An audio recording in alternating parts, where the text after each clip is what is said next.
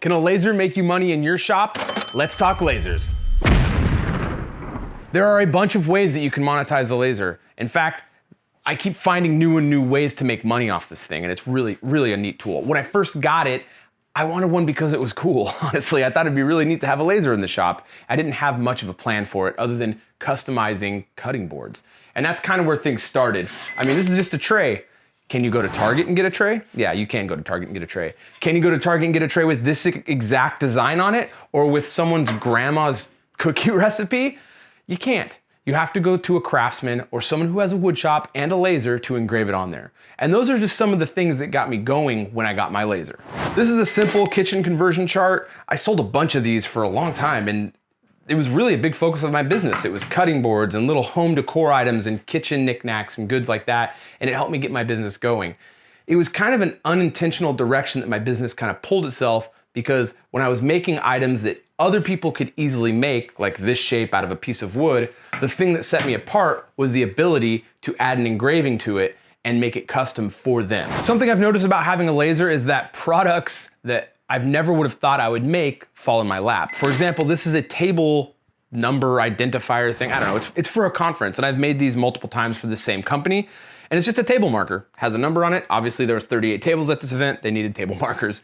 People come into the event, they're assigned to a table, they need to find their table. It's a silly kind of kitschy product, but you really can't make money on this product unless you're doing it on a laser. You could do it on the CNC, but it's not gonna have these tight corners. And honestly, the laser is really fast with stuff like this. One thing you need to consider with lasers is cut power. There's a lot of different laser wattage. Everything's determined in watts. You can start with something like a 10 watt or a 7 watt diode laser. This is a CO2 laser. This is 150 watts. This has a lot of cutting power. A lot of what we use the laser for is for cutting. We don't do a ton of engraving, which this can still engrave, but it's much better at cutting than engraving. This is obviously cut out. This is done with the high power laser. It does a great job on that. With these smaller wattage lasers like a 7 or 10 watt or some of the 40 watts, they'll engrave really nicely, but they're gonna struggle to cut through material. And that's a factor you need to think about. That is good. Another great product you can make on the laser is tumblers.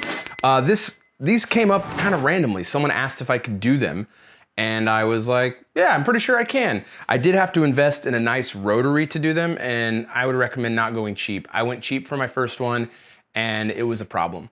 The one I got after that was much more expensive, but it's far more reliable. And when you're trying to make money on something, you need a tool that actually does the job well. Tumblers aren't something I love making, but when a customer orders 200 to 300 of them, the margins are really good, and they're actually a really great way to build a relationship with a customer you may not have had before. I've had a lot of these tumbler customers. They're corporate, big businesses that need several hundred of these for their VIP clients. They reach out for these tumblers. We lock down an order with them. We do a great job. They find out we make furniture, and they've ordered tables like 50% of the time. Another great thing for my business with the laser is that I can make client gifts, and they're really hyper personalized. Those tumblers, I send those out to clients pretty regularly. Also, I'll send them cutting boards with their company name on there, their actual name on there. Really cool things that they can't get at any store. If I want to say thank you for spending X amount of dollars with my business, I can send them a nice little thing at the end of the job, and it builds really nice customer rapport. This is one of my best-selling laser products. We sell a handful of these a month, but during the fall season, holiday season, we sell anywhere from 10 to 40 of these a month. For the holidays like Christmas, some people will order 10 of these, and we'll ship them directly to their family members or friends as gifts, and it's a great product. This is cut out by the CNC, but it's lasered on the laser. And it really is, in terms of time impact, not a hard product for us to make, and it sells really well. And we make good margins on them. So this has become a really good product that I carry in my store and on my Etsy store. Outside of the products that I make for myself to sell to end users, I make products for clients that they sell to end users. One of the best examples of that is this high-end audio component. It's a grounding box. This is handcrafted from the ground up. It's a beautiful piece when they're all finished up. And we wanted every part of it to be very custom.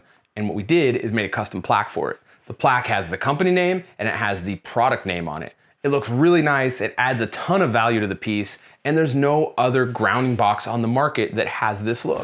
As my business grows and I learn more about how to run a business, the thing that's the most valuable to me is time. Time is money. And one thing that the laser does really well to save us a lot of time and put money back in my pocket is making templates. And I'm gonna make a quick template over here. I've already brought in a vector.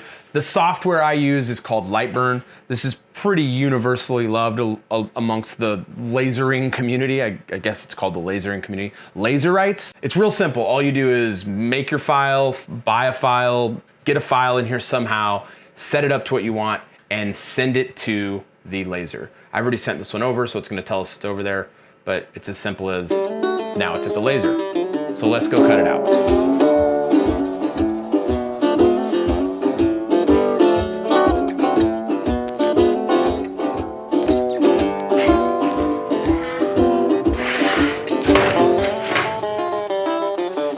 That was maybe 5 minutes, maybe 5 minutes. If I had to do this by hand, it would be on the bandsaw, the edge belt sander, or the spittle sander. It could take me as much as like 45 minutes if I'm not very proficient at it. This was 5 minutes. It took no time. We don't do a lot of cutting board templates necessarily. We do sell these, but we don't use them in the shop. What we use this process for is furniture templates. I design all of my furniture in CAD, so we already have the vector files ready to go to dump in here. So being able to knock out a template in minutes, it's invaluable. I can make a lot of money because I'm saving a lot of time, and we're very efficient at making templates and furniture pieces because of this machine. Let's talk downsides. Lasers can be very finicky and they do require a decent amount of maintenance. The first thing is that they are powered by a laser tube. There's a tube behind the shroud. It turns light and focuses it and hits off of a mirror over there, a mirror over here, a mirror right here, and then goes down and hits through this lens and becomes a powerful beam of energy. You have to learn how to align all that stuff. And that isn't something you align once and you walk away from. Those do go out of alignment. And that's because this machine's constantly moving, and they actually move really quick. So they start to just go out of alignment and you have to learn how to align them. It's not something that's easy or intuitive to figure out. You will have to watch some videos on that, but something you're gonna be doing regularly as you use your machine. This has very precise servos and they need to be maintained regularly. The belts need to be cleaned, the motors need to be cleaned, and they need to be greased regularly as well. The other thing is these machines don't like dust. And I'm in a wood shop and it gets really dusty. We weekly clean this machine out, and every month or so we are lubing everything with white lithium grease. It's just basic maintenance stuff, but you really need to stay on top of it with these machines, especially an expensive one where if it breaks, it's gonna be really expensive to fix. Lasers are uniquely equipped to offer things that other tools can't offer. My lasers have absolutely paid for themselves, and they've brought in a lot of great revenue. People are seeking out shops that can do this work for them, and as soon as the word gets out that you have one, you'll start having new clients asking for new products that you never thought you'd make before.